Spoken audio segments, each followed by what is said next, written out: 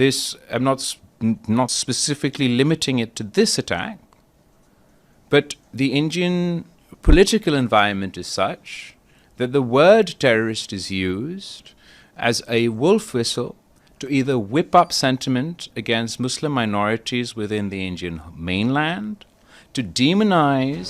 پاکستانی سفارتی مشن کے سربراہ اور پاکستان پیپلز پارٹی کے چیئرمین بلاول بھٹو زرداری کی بریفنگ کے عالمی میڈیا میں چرچے ہو رہے ہیں۔ برسلز میں سربراہ پاکستانی سفارتی مشن بلاول بھٹو کی بریفنگ کو عالمی میڈیا میں خوب سراہا جا رہا ہے۔ رہنما گرین پارٹی اور سابق رکن یورپی پارلیمنٹ فرینک نے کہا کہ بلاول نے پاکستان کے مثبت چہرے کو عالمی سطح پر اجاگر کیا۔ سکھ آرگنائزیشن کے صدر بندر سنگھ نے کہا کہ بلاول بھٹو نے کشمیریوں کے ساتھ سکھ برادری کے مسائل کو بھی اجاگر کر کے سکھ برادری کے دل جیت لیے ہیں۔ سینئر جرنلسٹ آندرے باخ نے بلاول بھٹو زرداری کی قیادت اور ویژن کو سراہا۔ واضح ہے کہ برسلز میں یورپین تھنک ٹینک سے گفتگو کرتے ہوئے بلاول بھٹو نے کہا تھا کہ مسئلہ کشمیر کا واحد حل اقوام متحدہ کی قراردادوں پر عمل ہے۔ بھارت ڈھٹائی سے مقبوضہ کشمیر کو اندرونی مسئلہ قرار دیتا چلا آ رہا ہے۔ انہوں نے کہا کہ اقوام متحدہ کی قراردادیں ثبوت ہیں کہ مقبوضہ کشمیر بھارت کا اندرونی مسئلہ نہیں۔ کشمیر سے نظریں چرانے کی وجہ سے دہشت گردی کو تقویت ملتی ہے۔ ان کا کہنا تھا کہ نریندر مودی دہشت گردی کی آڑ میں بھارتی مسلمانوں کو بھی دہشت گرد قرار دیتا ہے۔ ایک آدمی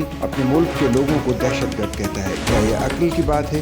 مودی کو سوچ، بیانیہ اور اقدامات کسی صورت امن کے پیغمبر نہیں۔ ہندوتوا انتہا پسندی کی وجہ سے بھی دہشت گردی جنم دے رہی ہے۔ سچل نیوز نیٹ ورک کی ویڈیوز میں خوش آمدید۔ ناظرین، ویڈیو سے متعلق اپنی قیمتی رائے کا اظہار کمنٹ باکس میں ضرور کریں اور چینل کو سبسکرائب کریں۔